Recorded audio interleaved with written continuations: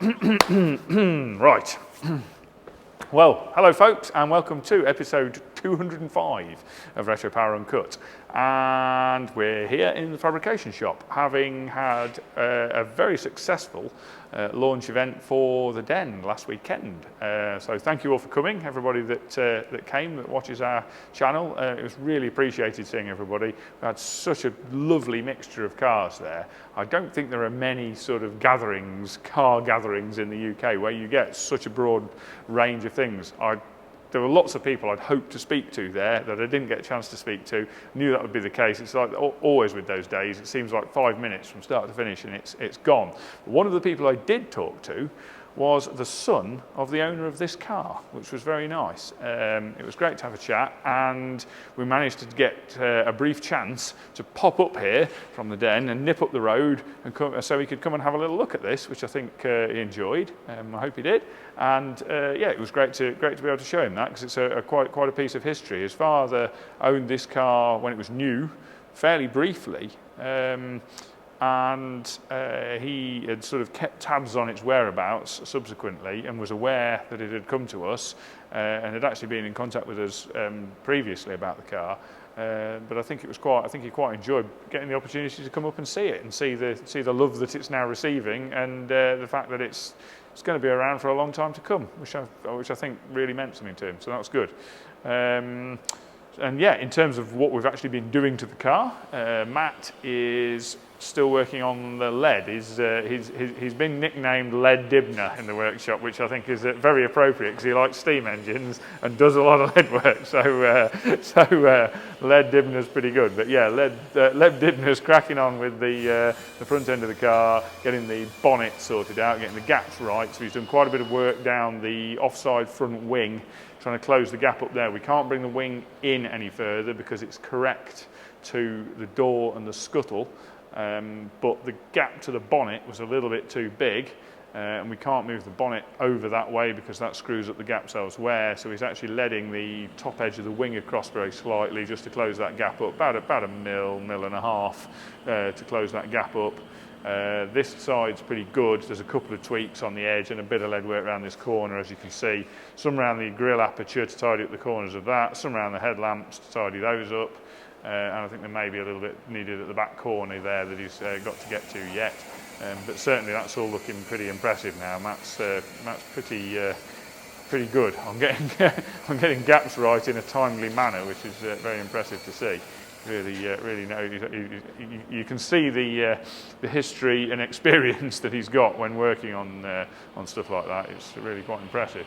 And on the back of the car, Tom is continuing with the rear bumper, which is pretty close now. He's been getting the brackets sorted out on that, which are a bit of a fiddly job because of the fact that they've got to be fitted inside the bumper and welded inside the bumper, so you can't actually get in with the welding torch to weld them in place when the bumper's in place. So you kind of have to mark them up, drop the bumper off, tack the brackets on, put the bumper back on, find you've not quite got them in the right place, take it off again, cut the bracket off, re-tack it on, put the bumper back on, find it's not in quite the right place again, take it off. And there's not really a way around that because you can't physically fix the bracket in place with the bumper fitted. So it's a little bit of a fiddle, but he's pretty much getting there with that now. I'm hoping certainly by the end of this week, the rear bumper should all be finished, mounted and done, ready for final metal finish, to get it to a good enough state to get it to the chrome blaters.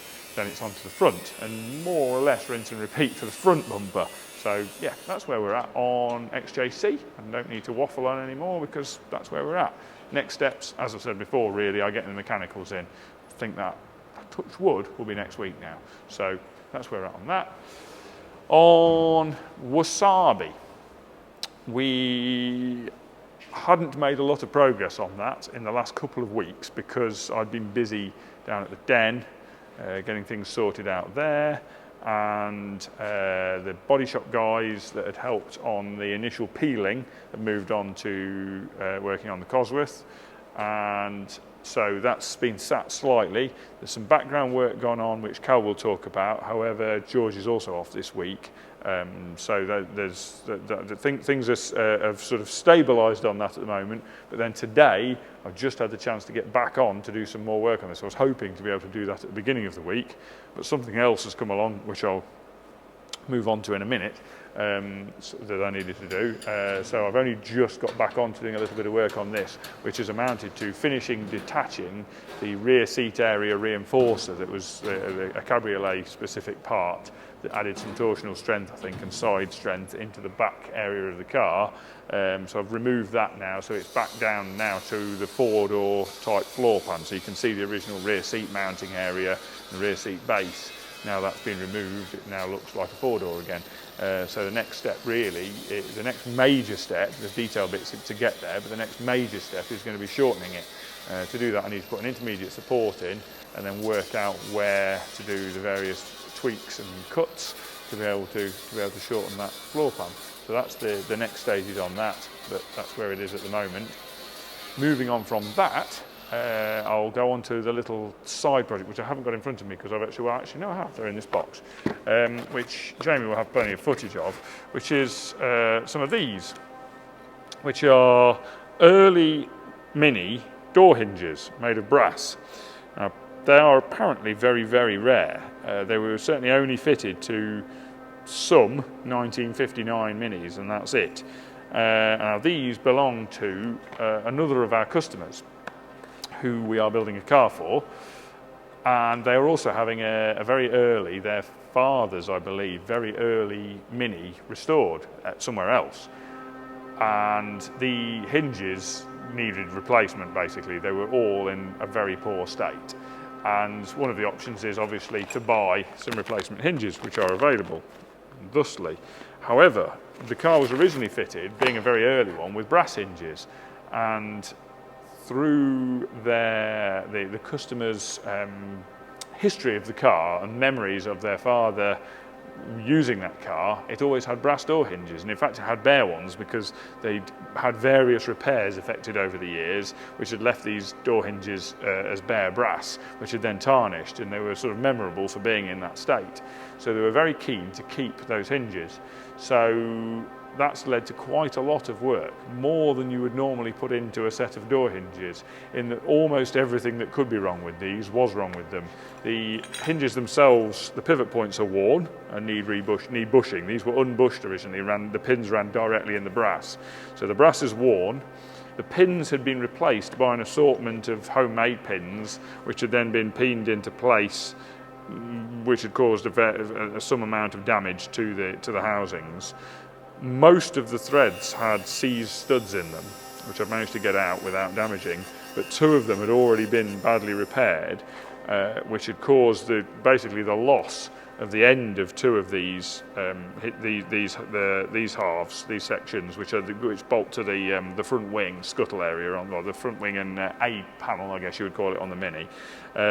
So the ends of those were basically scrap and missing.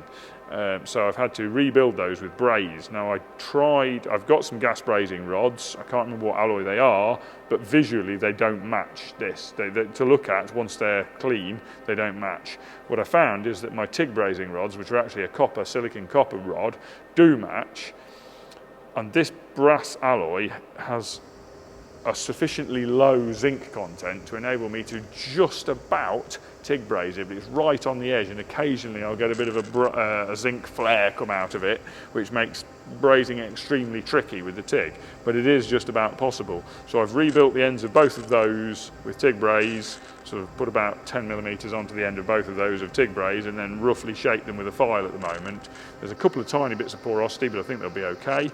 And then further to that, as you can see on that one, I've also brazed up the original pivot pin holes because they were completely ovalled out, worn, and had actually broken through the side on this one completely, so they were no good at all. So I've actually rebuilt that with TIG braze, and the same on one of the others, I can't remember which one, and the same on another one I've also rebuilt with TIG braze. So then I've got to make a jig, which I've started to make here, which will hold, well, I've made basically, which will hold them. That holds the short half there. The other two holds will hold a long piece there. And I've actually done a little bit on a little clip with Jamie the other day on not just making the jig, but also recovering these holes, because where I TIG braze these, obviously these holes need putting back in. Now I had the hole centers from a good one to measure, so I know what the hole centres are supposed to be, but I had to put them back into these and drill and tap them in. So there's a little video clip on doing that, because I thought it might be interesting to somebody doing a similar job at home in their workshop. So I'll hand over to me. So I just thought this might be interesting to some of our viewers. It's a little bit of a repair job that I'm doing on some early mini door hinges. They're the very, very early ones from 1959 that were made of brass, and they're in a right state, and if they weren't extremely hard to come by, they wouldn't be worth repairing. However, they are worth repairing, and the owner wants them repaired. So I'm repairing them. But the interesting bit is, on several of them, the ends of the hinges were badly damaged, and somebody had attempted to repair them and damaged the threads in them, and rendered the ends of them fairly much irreparable. There was just nothing left of the ends of them. So I've rebuilt them. I've actually TIG brazed. I don't know exactly what bronze alloy these are made of, so I've had to sort of guesstimate, and I've managed to repair them with a Sifsil copper rod in the TIG welder, albeit a bit trickily. But anyway, it's meant that I needed to rethread the ends of these. This one shows it quite well. That one's been repaired. The whole end of that was made of new braze deposit. All of that's been replaced. But obviously then it needs re-drilling. The original threads, I mean, that one's salvageable, it's okay, and that's new. But obviously they need re-drilling accurately on the right centres and at the right angle. And that's where I've made a little jig, which comes in handy, and I just thought I'd explain how I use this. Just a bit of steel bright bar, accurately drilled on the correct centres, and then so I can bolt to the good hole on this one. I've bolted to that, and then that gives me a hole there, which I've then lined up. I put a little pen mark inside there in line with where the hole needs to be, so I can visually line that up through my hole here. But obviously this is a clearance hole. I've drilled this to 6.5 millimeters for clearance on, these are 1/4 inch UNF bolts. So I've drilled that to 6.5, so it's got 0.1 of a millimeter clearance on the 1/4 UNF bolt. But I now need to be able to drill that with a tapping drill down the middle of that. And this is one of those little tricks that most people will probably know, but not everybody. So I'm going to set it up in the mill, and set it up in there, tighten it up, make sure that's tight. Now I've got a 6.5 millimeter drill bit in the mill here, the same size as the hole.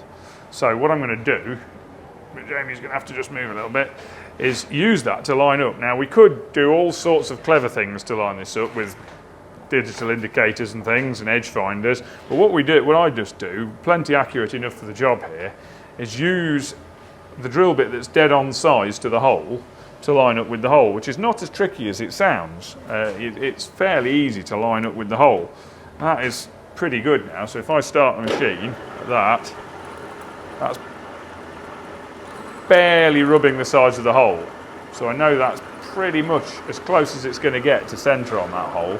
So then what I'm going to do is drill down till I hit the brass with that 6.5 mil drill. So I've just felt that hit the brass. Now I'm going to just go in a tiny little way, and that will put a little drill point into the brass. And that gives me now, I can take that drill bit out, and that gives me a little centre pop in the middle of there, which might be quite hard to get down into with the camera, but that basically gives me a little centred drilling in the bottom of that hole. And I can then put in the 5.5 millimeter drill bit, which is the size of drill bit I need for actually for tapping this. So I'll put the 5.5 drill bit in now, and obviously that isn't going to be a fit down that hole, that'll be loose, but it's going to centre on the centering that drill bit's just left in there. So at that point I've got an accurate point to work from, and I've got a stop set on the mill that should be a safe point for me to drill to without going all the way through the hinge. Famous last words. So then I can drill that down into there.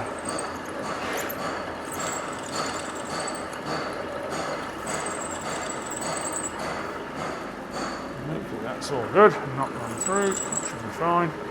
So that's that. Now at that point I can now tap that out knowing that everything's all square. Now, another little tip, which isn't going to work here because this drill, this tap has a point on the back, and I don't need the level of accuracy really for that. But if let's say I was tapping this plate, the next step on, which is quite handy in the mill, is while you're lined up with the drill, this is an aside really, another little trick is to then stick the tap that you're going to use into the chuck, spin the mill up, and then switch it off so it's still spinning down, and then wind it down into there so the tap just starts as the mill stalls, as the spindle comes to a halt. It starts the tap in the hole, obviously with lubricant on it.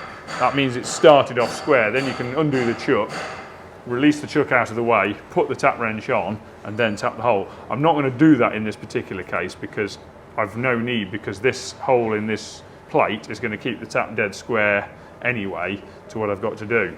So there you go. That's a little tip for just trying to re-establish holes in a strangely shaped part on accurate centres without too much difficulty, without making drill bushes and things. Basically, remember, you drill your holes initially to the clearance size of the bolts that were fitted to the part you're trying to salvage. You bolt the part you're trying to salvage with a remaining good hole to your jig. Use the clearance drill to get a centre mark, because it's a nice sliding fit so you can find centre in there. Use that to get you a centre mark in the part, and then that centre mark will centre your tapping drill. And go back through with your tapping drill to your depth, and then while it's still bolted to the jig, use the tap into the clearance hole, which will keep the tap perfectly aligned, and tap the hole out, and you've got everything nicely lined up for just the time it takes to drill a piece of guide steel to the right hole centres first. So simple job, speeds makes it quite quick and repeatable. Top tip. So thank you, me.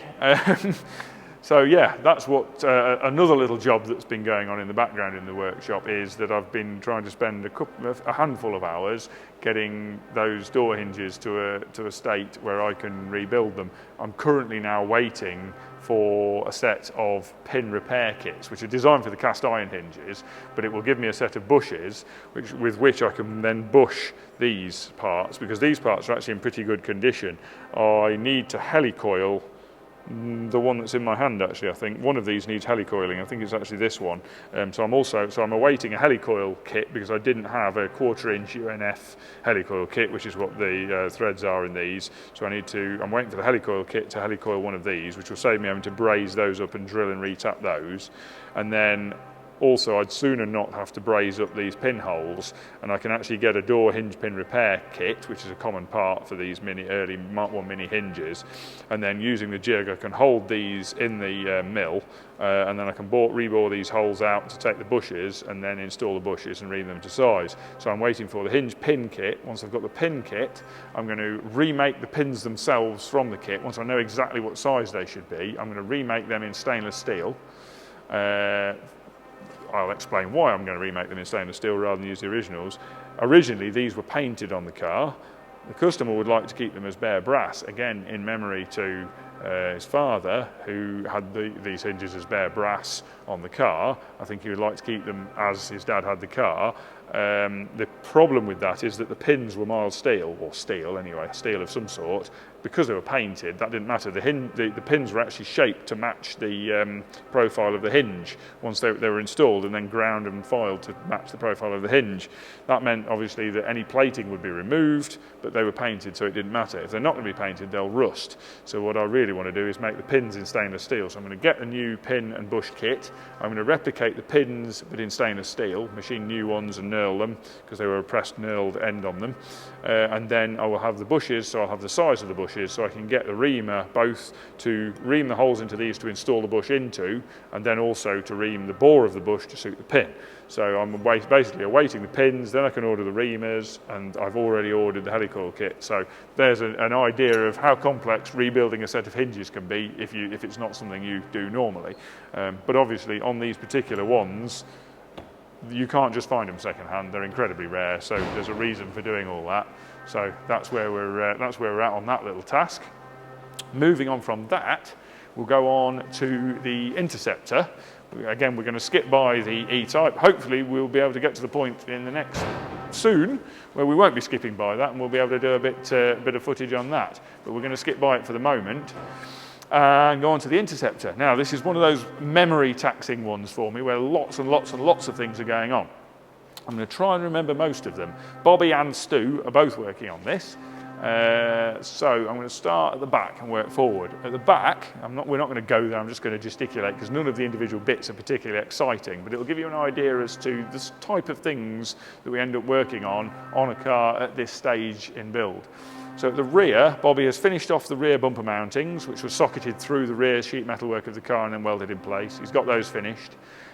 He has then installed some wiring mountings into the underside of the periphery of the steelwork inside the rear tailgate shut area so that we can get the wiring round for the tailgate release and the rear lights. So he's installed mountings into that area and welded those in for the wiring, because again, none of that was in place on this car and it's easily overlooked. It's something we ourselves have overlooked in the past and are now very keen to try and get right and make sure we don't overlook. So those mountings are then added into that. Stu, in the meantime, has just finished off buttoning up any last little bits on the tailgate.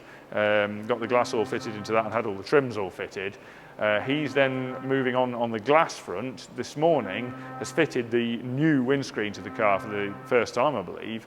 We've been using an old standard damaged windscreen up until this point, but we have a new heated windscreen which he's now fitted with the new rubber, which was a little bit patchy in terms of quality, needs some repairs on the corners as new. The injection moulding on the rubber corners are not the best and they've split in several areas, so there's going to need to be a bit of repair work done on that.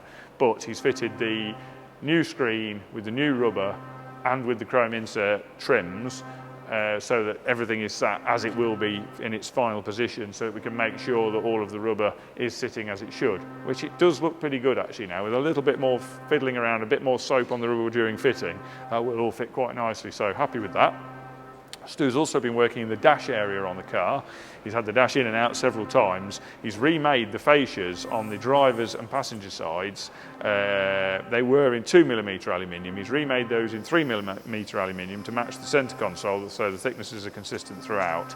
But also, because of the refinement of the design on the driver's side of the car, the cutout is now different around the steering column, because the original cutout was larger to match the original steering column surround, and actually we're changing the design of that, so that cutout's now been made smaller to give us a little bit more scope for freedom of design around that area. So Stu's got that done. He's then moved on to, again, making sure all the ductwork was fitted to the dash and then making the mountings to hold the lower manifold in place on that dash. There's a manifold pipe that goes underneath the 3D printed part that was only held in by its end fixings, but that's now held in by some clamps as well, just to keep it all retained in place. So I think Stu's made some stainless steel brackets, I think they're stainless anyway, brackets to hold that in place. Moving forward again from there, Bobby's been working in the engine bay. He's done a cutout in the footwell, a D-shaped cutout for a Deutsch Motorsport, I believe, type connector, which is going to be running the front leg of the main chassis wiring loom through the bulkhead. So he's got that cutout done. He's fitted welded in bosses up underneath the nose in here for brackets to attach to carry the loom across the front of the car. He's put an opening into the front inner wing upper sort of rail, the box section that runs along the inner wing. He's put an opening into that so that the loom, the front loom for the lights, fan, etc., can be run through the chassis rail, well, not chassis rail, but the inner wing box section. So that loom can be run through that. So that's open at the front end, so you can run it in at the back, through there, out at the open front end to feed all the front end lights. We've had a little head scratch on how we were going to do the coolant fill, and Bobby's got a coolant fill cap.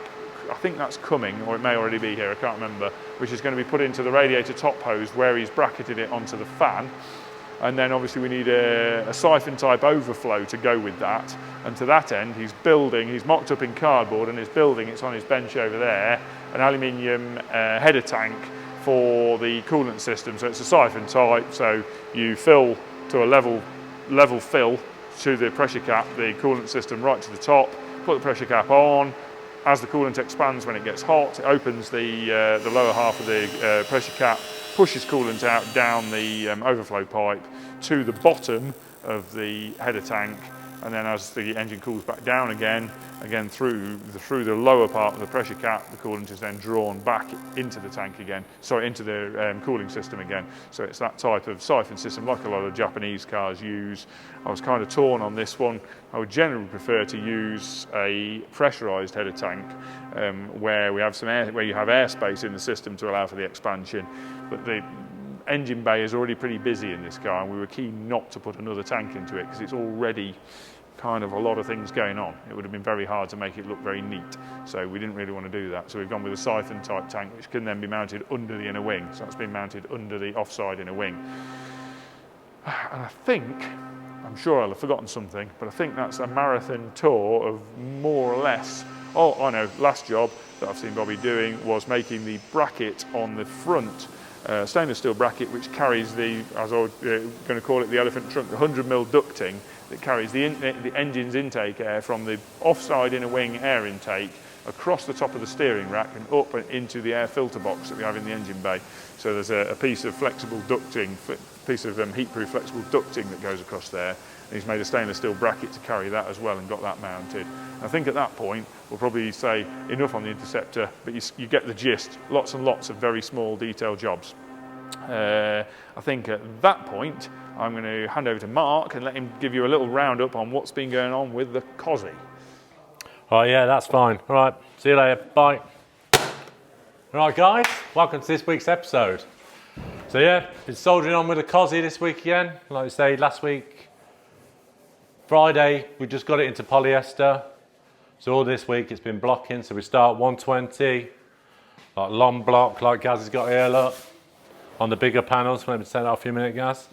So yeah, we start with a big block on all the big surfaces, 120, do all that, guide coat it again, swap this for 180, repeat it again. We've had to put some filler in some little parts, like the roof. There was a slight ripple. The wing on that side had a little ripple on it. So some just little bits of dolphin glaze, that's like a real fine filler. Kind of self-levels itself. Easy to sand away. So yeah, now they're on to 320, which we'll just swap this for 320. All over it again. So like this is the last time it would be guide coated in this stage into polyester. Then we'll mask it up, back in the booth, high build primer, 2 coats of that, back out. Then the process of that would be, we'll start with 320 on the blocks, get rid of all the guide coat, and then we'll guide coat it again, and it'll be wet flat then, 800 grit. So we'll get rid of all the fine scratches. Then we're going to leave it there, flip it on the rotisserie, spit, whatever you want to call it, sort the underside out, tidy up with all the little bits, a little bit of sealer in there. Then we're going to bag sealer the bits we had to scrape away. Then we're going to give it a whole body colour Raptor over that. And then inside we'll do the same, prep it, repair some little bits, and then that's going body colour, like normal paint in there. So that's what they did at Ford. So you'll see the Moonstone blue inside. So yeah, soldering on. As you can see, we're all mucky. Dusty work, this stuff's horrible. Gets in the air, even when you wear your mask, it's in your eyes. Get in the shower. Really, you need an air-fed full face mask on when doing this, but we'll get there in the future. So yeah, see you next week. Hopefully we're soldering on into primer. So thank you for that, Mark. And that pretty much sums up the progress in here. We're not going to talk about the Aston DBS at the moment because the next step on that is awaiting its owner and the project commissioner to visit. And he'll be visiting next week, I believe. And he's going to take that out for a little test drive. It's not going to be very far because it's a little bit poorly in a few respects, but he's going to take it out for a little test drive just to get the feel of what a standard, slightly worn Aston DBS drives like before we commence the strip down and the start of the restoration and modification work that's going to be carried out on that car. So yeah, brace yourselves for the journey on that one, but that's yet to come. And then I'll just quickly nip back onto the subject of the Den launch party. I'm hoping again that everybody that visited had a great time. We enjoyed it very much. It was quite, as you could imagine, it was quite high stress on the lead up to that. Cal certainly had an enormous amount on his plate on the lead up to that, and we were all we were all mentally overworked on the run up to that event. But I'm hoping you enjoyed it all. We certainly did on the day. It went tremendously well. Thank you to everybody that helped on that. Thanks to Roundstone Coffee, great job there. Thanks to, I'm trying to remember his exact business name, but the pizza man, 112 Pizza, I think. I can't remember his name. You're going to have to flash that up on the screen because I can't remember his actual business name. But thanks to him, again, superb job, absolutely beautiful pizzas, and brilliant man. Travelled an enormously long way to come down and see us and do our pizza catering at the event. Really top marks there. Thanks to Popman Colour. Thanks to everybody for coming along. It was a really great day. I'm not going to thank everybody individually because I'll forget somebody and that'll be terrible. But thanks everybody for coming along. We had a really enjoyable day. It was an eclectic mix of vehicles. The weather just about held up. The field held up for parking. And yes, I've already seen a lot of comments about a repeat. And yes, I believe we will be doing a repeat. I think we'll probably make it an annual event, but I'll let Cal probably elaborate on that at some point in the future. And we would like to try, and you'll have to comment if you like this idea, we would like to somehow try and introduce a bit of a tour of this, the actual main retro power facility as well into that. Don't quite know how we're going to do that, but just want to register your interest in if you'd like to somehow incorporate that as well. We'll try and work out a way of doing it. It's going to be complicated, but we'll try and work out a way of doing that. But yeah, basically, thanks again for everybody that came. Thanks. Hope you had a good time. We certainly did. And anybody I warbled onto and chatted a load of old rubbish to for ages, thanks for putting up with my my many tangents that I no doubt went off on. And at that point, I think I'm going to hand over to Cal and let him take you through everything else. Thank you, Nat. And it's going to be initially a Allegro heavy episode, as several people have been working on these and making bloody good progress. So I'm going to use all my visual cues. So actually, I can see straight away the bonnet prop is on this one. Now this is a slightly modified version of the normal Allegro bonnet prop. I think it was slightly shortened to have a slightly lower angle of open on the bonnet. I forget the reason why that was now off the top of my head. And then we've actually converted this to clipping into newly available Mark 1 or 2 Escort, the grommet and the clip that this goes into, which was thought about at the metalwork stage, and we made the provision for that then. And then I know George has been on with screen wash. So I think actually I showed he was just finishing the screen wash bottle fitment last week. He's now been running the pipe, so we'd already done the provision along the inner wing for the pipe. Comes through here, runs up into the scuttle area. And then all he's done on the inside of here is we used some TC105s, which you might have heard us mentioning before. They're basically just little metal cable tie anchors that can be bonded on using a Loctite product, which actually I think I've probably got it in here, so I can probably show you. Oh, what? It never works to plan. There we go, look. So, good tip this. If you want to put an anchorage onto something, particularly onto metal and using an adhesive that is not fussy about a perfect contact patch or perfect cleanliness. These little TC105 clips, and then this Loctite AA330 with the SF7388 activator is just amazing stuff. It's basically got a bit of thickness to it, so it doesn't have to be a perfectly flat fit like it would be with super glue. And then you basically use this aerosol spray on it, and it just immediately or almost immediately makes it harden off. So it's extremely good for anchoring wiring or plumbing to things where you can't realistically drill it.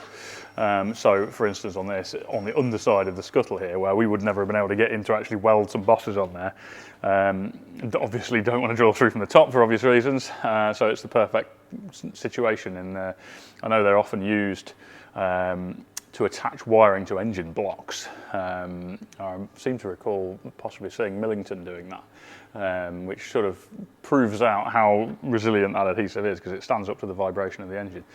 So yes, screen wash plumbing along there. We've got these little Range Rover Classic, I think they are, screen wash jets. And then George finally was the one who took on the final fitment of the new wiper motors. James got all the tube work in there, but was cursing actually getting the brand new drive cable and motor in, and needed a bit of mental relaxation, a mental break from that job. So George picked up the reins. This is George S, the new George, and got those motors and drive cables in there. So basically the wiper assembly and screen wash assembly is now completely in on these. So that's quite pleasing. And then moving around, Anthony has been on with the door build-up. So electric windows, if you cast your minds way back when Bobby was doing all the metalwork on this, we adapted the doors to take a modified version of a classic mini electric window conversion kit. We chose that kit particularly because the motor is kind of mounted slightly remotely from the mechanism, rather than, there tends to be two types. You can have the type where there's a motor and it operates the normal quadrant scissor mechanism, or you can get type where there's a cable and a carriage, and basically the window lifters go up and down a carriage, which is driven by a cable, and on those the motors can be remote to the rest of the mechanism. And it's that latter type, because we needed the motor to go underneath the glass, because the doors are so thin on these, you can't get the motor on next to the glass. So we chose that mechanism because it would go underneath. Bobby did all the metal work at dry build, and it was a case of basically assembling all the parts that he'd made. Now they've been Xyland and plated, getting those built up into the doors. We've also got the central locking motors installed and connected up, so basically door latches and everything completely operational now on this. Just waiting for the exterior handles on this car, but if you follow me over to the other car, this one now does have its fully assembled exterior handles on. Engine bay is all pretty much the same state that one is, so bonnet props now in, all the washer, screen wash plumbing has gone in on this one as well, wiper mechanisms all in. Door handles, exterior door handles are in, as are all the wiper mechanisms, and I think we're just waiting on the Bailey channel, so that's like the channel seal that sits around in here, and then we'll be able to get the glass into these. And actually at that point the door builds are kind of getting there. It's pretty much just speakers, wiring into the doors, and then the door cards can go on, which are already upholstered. On the subject of wiring, Alex has been carrying on, so his rope loom's now all up there on the loom build board. He's just doing the final bits of tweaking on the design and generating a bill of materials so he can get on with ordering everything. We do have some stock items, some stock wire, some stock boots, but wiring harness building for us is one of those areas where, because there's so much variation from one car to another, it doesn't really make sense just to stock every component we might ever use. So often it's a case of formulating a bill of materials, knocking out the stuff we know we've already got in stock, and then ordering the rest. So he's just on with that procurement procedure basically. So that's that. What else has been going on with these? The mechanical build-up on the orange car. I don't think we'd finished that last week, so all the mechanicals are in that one now. It's basically could be rolling. And then the battery boxes. So I think we showed them being fabricated and possibly painted last week. I think Mark showed he was painting those. They're now bolted in on both cars. So this side, the battery sits in here. We're just making up a clamp for that at the minute. And then on this side, this one's going to house the Audison amplifier for the audio system and the Bluetooth receiver for that as well. They sit in there just snugly behind the rear lights. And then fuel fillers is the other thing. So the fuel tanks on these is standard DC2 Integra Type R. The neck is perilously close, as we like to say, to being possible to be standard, but it's just a slightly different shape at the top. So what we're doing is fabricating some aluminium fuel filler necks. There'll be a small machine spigot at the top with a nice machined cap, because we're doing a cap. I think we showed it 3D printed it. In fact, it's on the other car. I showed that last week. So there'll be a machined aluminium cap going onto a machined aluminium spigot, which will be welded onto the top of a aluminium tube, which replicates the shape of the Integra tube, which is what George Sinclair has been on with this week. I think he's just got the bracketry to do on that still, and that will basically fit from inside, so it'll come through, poke through this grommet in the quarter here, and then the cap will be designed such that it tightens at exactly the right point, that it sits at the appropriate angle on here. So that's more or less where we're at with these. I'm aware this episode is turning into quite a large one, so I'm not going to go touch on what's going on in the CAD den this week, but we'll shoot down to the den and see, the normal den, not the CAD den, and see what's going on down there. Welcome back to the den. It almost seems like a distant memory, the weekend and the hundreds of people filling this yard, but let's kick off with a little montage that Jamie filmed on the day.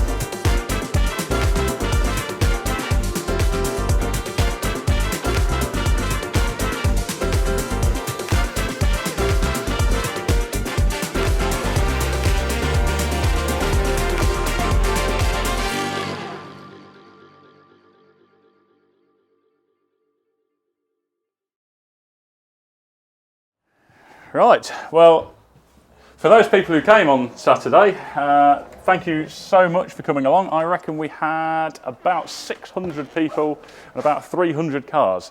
So from that you can probably tell why towards the end some of the updates I was doing were almost expressing concern and saying if we haven't got you invited, don't come, because we were a little bit worried about the sheer volume of people. Obviously those who parked in the field will have seen the parking arrangements were actually reasonably capable, although apologies for those who probably perhaps didn't expect to have to park in a grassy field. As it was, the field was awesome, and so despite the torrential rain later on, nobody got stuck, and actually the morning brought some glorious sunshine, and I think everybody had a great day. We certainly did. I was absolutely talking non-stop throughout the day, so if you wanted to talk to me and couldn't, I do apologise. It was getting to the point later on where I wanted to just shut myself in a darkened room, but absolutely amazing day. A few thank yous. I think Nat's already mentioned 112 Pizza. He might have mentioned Roundstone Coffee. Also, Matt at Cheshire Bar, who did a great job of the drinks. We were serving Shiny Lager from the Shiny Brewery in Derby, which was fantastic and sold out very, very quickly, actually. Chris, who was the DJ for the day. Honor and Hillary, who ran the merch stand on the day, and there will be more merch, the Den merch, coming soon, so keep an eye out for that. I'll mention when that's available, and I'll give a link to the shop when it is.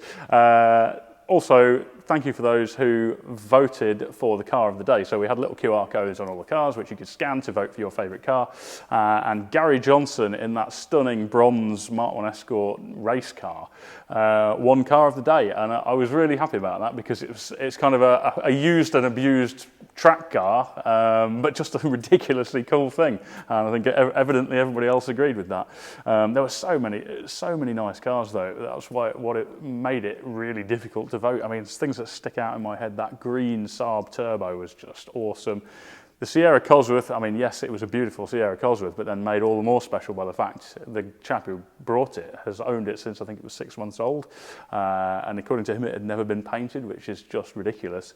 The Lotus Carlton, which I think was second in the votes, that's Rob's car, if I remember rightly. Just that Pajero as well, the supercharged LT V8 powered Pajero Evo. And obviously we knew like these cars were coming because we'd chosen the cars that were going to be there, but when you start seeing this eclectic mix in the flesh, it was just so cool. So I think, as Nat's alluded to, we may well do another one of these, maybe make it an annual thing. Right, what did I want to do? I wanted to say we also shot a lot of footage on that day, so there's going to be various videos coming. We've got a great one of Johnny Smith and Tom Ford walking around talking about all the cars, so we're going to drop that at some point shortly.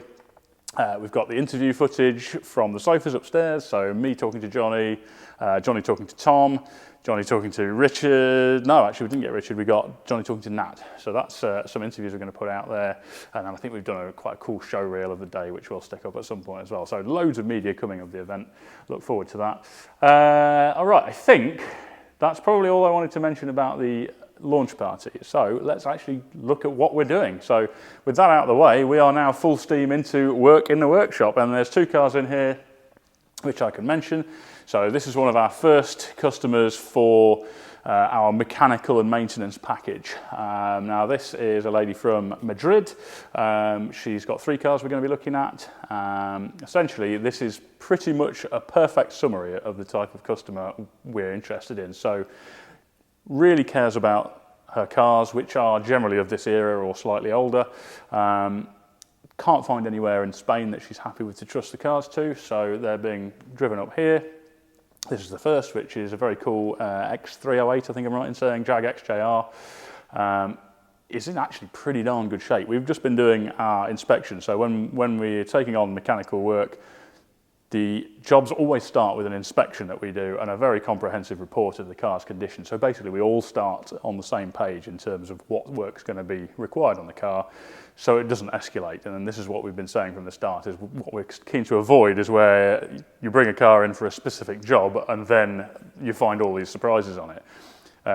With us, it's basically you bring the car to us, we do the inspection, so you know the full overview of that car's condition, including jobs you may already know need doing, and then you can kind of pick and choose what you want to do to it. So this has already been through the inspection yesterday. Nick's compiling the report on it at the moment. Customer will be supplied with a basically a service record book with QR codes in it, which you can scan for each of the pieces of work we've done on the car. So the first one will be the inspection results, photographically, video-wise, and a written report. And any subsequent work will have a QR code stuck in the book, so you can keep track of the entire vehicle's history. So it's kind of a more advanced version of an old-fashioned service book with stamps in it.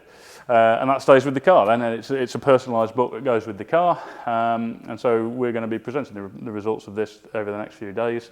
And this customer will be able to decide what to do. And the inspection includes not only mechanical but cosmetic as well. So Dale, our sort of paintwork specialist and detailing specialist, will be coming over to analyse the condition of the paint on the car, and that will also be included in the report. So that's that. And then another customer, and this one's a twofold. So this MG is going to be upholstery work and a mechanical inspection. So I think in the next couple of days we're going to carry out the mechanical inspection and report on this, but also the customer wants an upgrade on the interior. It's a pretty cool car actually. He uses it almost as his daily car and does a lot of miles in it, 10,000 miles a year or thereabouts. So it's a properly used car. But the interior is just kind of fairly standard MG stuff. He's keen to take it to the next level, wants more supportive seats, so we're looking at possibly MX-5 seats transplanted into it, which will then be reupholstered. We're going to do reupholstered door cards, dash, new carpets, going to design a centre console for it, and this is where we can kind of offer a little bit more than your typical upholsterer in that we can do the parts design side of things. So we'll be scanning the tunnel, CAD designing a console that's going to include cup holders. It's going to include a really discreet audio unit in there, and then that will be leathered itself as well. We're going to do a discreet speaker installation. It's keen to keep it almost standard looking, you see inside. So we're going to do some speakers in the kick panels. It's certainly the plan at the moment, where we're going to fabricate a little sort of housing for the speaker that actually sits into the inner kick panel through a hole that we're going to cut in there. So it kind of sticks into the area under the outer wing, but the fabricated housing will keep it away from the elements, and we'll have a seal around that. And then we're going to do a false panel in the back section here, just sort of forward of the boot, so it doesn't go through the boot, but behind the area that the soft top takes up when it folds down.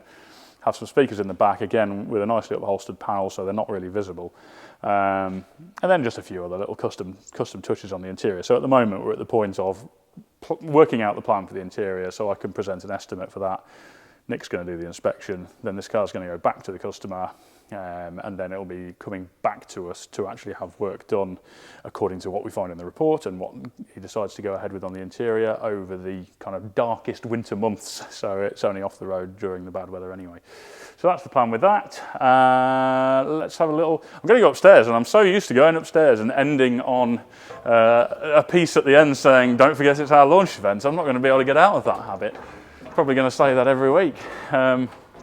So Richard, who is not here now, he's just gone home, is going to talk to you about what he has been up to. So I'll hand over to him now. How's it, everybody? Good to be back. Just firstly, I want to start off with to thank everybody that attended the Den and Retropower launch party on Saturday that's passed. Great success, and I just want to thank each and every one of you for all the kind words and all the compliments that flew in, and it was just lovely to have you here, and I know you had a great time because there was smiles all around, and all of us also thoroughly enjoyed it. So yeah, but back to business. I'm back. I've been off a little while, and there wasn't lots, that's why I haven't been on camera that often, but new project in. This is a Ford Capri console, so nice little classic car that we're going to be work on. Not too much modification. For now, it's just the interior that we're helping the customer out with. So this is your typical seat. That's what it looks like. I nearly said cheap and nasty, but it's not, because it was pretty cool back in the day. If I flip that over, you can see, I'm sure a lot of you are familiar, you can see all the foam busy disintegrating. It's just powder. So as you sit on the seat every time, there'll be a little bit of seat dust underneath your seat. So customer came in and said, oh, you need to do this. We're like, great, right up our street. And he said, the first thing he said was, can you make it more comfortable? You tend to slide off the seat. And with us having walked the path with this customer, he's going to be putting a few extra horses in the vehicle. So yes, we need to make sure he sits really good in his seat. So what we do is we're just using the base frame. I think you would have seen, Jamie's got some shots of Nat welding, modifying the seat frame ever so slightly, because we're going to use this diaphragm from a Recaro seat actually. So we just had to put in some extra support so we can clamp this down to give it a different base, because we're getting rid of all the springs and the Hessian and the Dunlow pillow. It's an old Dunlow pillow. I can actually come over here and show you.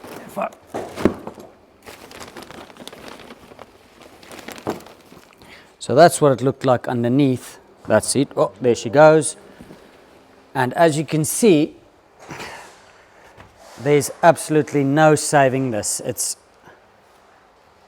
crumbles a bit like a rusk or a biscuit or something. So completely ruined. I'm sure it's did its time. Anyways, we're going to get rid of all of this, and that brings me. So what I've been busy with is a bit of foam sculpting, and I got to use my foam cutter, my nice little Bosch SG 300 Professional.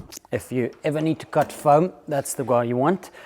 Anyway, so it started off in flat sheets of foam. What we know is because it's just a one-off car, so we're doing a development / that will be one of the seats products that actually goes in the car if it's good enough. This time around, I was lucky and it is going to be good enough. But it started off like that. That's not where I normally store it. It's just because it's work in progress. But all flat sheets. And that allows me to, there's actually I drew some extra accidentally. So that'll just go into the stores. Starts off, so I draw these profiles out. And then what I do is I start sticking them in, because that's much easier for me to create these sort of profiles accurately without having these massive foam cutters and stuff, because those are very bulky machines and quite expensive. So I basically dissect them and put them in layers. I draw them up like that, stick them all together, and then they look like that. And then it's very simple for me to slice that out 2 at a time, stick them together, and there I've got my base bolster. After that, so it's a bit of those with you with kids, what's it, Minecraft. Then there's another 2 layers. These are the inserts. There's another, that was 3 layers. If I turn these around, and the front bit was 1, 2, 3, 4 layers. So this would have all been square, and you'll get some footage of the GoPro, hopefully that came out nicely, where you'll see me how I jiggered up to be able to use my foam cutter and then cut these wedges off, take it away, and then I'm left. So the end result will be, if I stick those together, we're going to have this nice swooping up. So that's where your legs are going to go, knees are going to go, fall down there. So we got that angle sorted, and then I drew up measuring. That's why the one seat over there is still intact, doing one at a time, because we have to be very wary of not making this seat too high, otherwise the customer will hit his head on the seat. Because on those seats that was sprung loaded, right, I'll grab another piece because it is quite interesting. So this was completely built with springs. So in these old seats, what they did was they banked on the fact that when you sit on it, there's X amount of compression, and then that creates the correct head room in the vehicle. And I've seen this many times where, me included, I've done it, and that's, you learn from your mistakes, where people replace this with that, which is okay, but forget, and then you take your measurement, because you must remember this piece of foam was on top there. And then what a lot of guys do, me included, I've done it in the past, so I'm not knocking anybody. What they then do is you measure up to there and you simply just build this foam pad up to that height. And now it's, because it's way more sturdier, all of a sudden there's no more give, because it's more rigid and firm, and there goes the headroom that you used to have. So if I put this down here, you can actually see, I'm not sure if you're going to be seeing that exactly, but that is now nearly, bearing in mind this is now just on the bench, it's not on the frame, it will lift a little bit.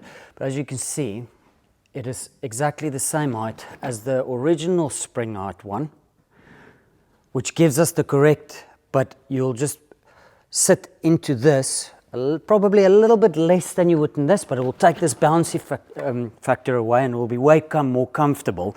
But you don't mess around with the headroom, and because it's a lot of work if you all of a sudden have to re-sculpt one of these.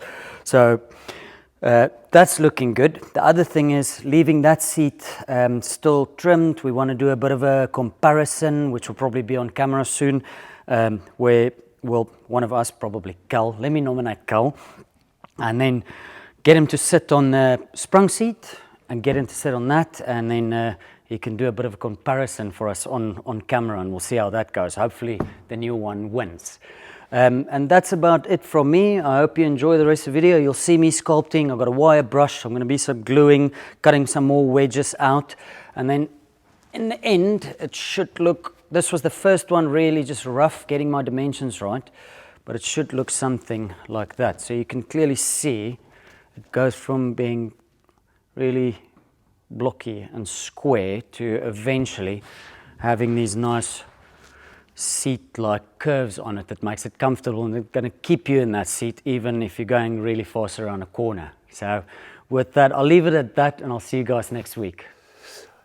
Okay, thank you, Richard. Actually, just going to whiz around here, and I've only just seen this for the first time, but Nat was talking about it yesterday. So I think we've just bought this bandsaw to add to the arsenal of stuff up here, and that actually links in with what Richard was just talking about on the Capri seats.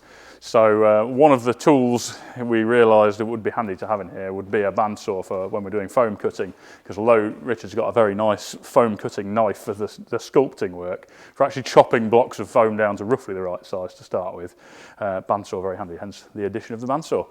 And I think on that note, I'm probably going to leave it, because it feels very odd to walk over here and not hype the launch party. But I'll just say thank you again very much to everyone we spoke to last weekend. We hope to do it all again one day. And in the meantime, tune in next week for the next episode.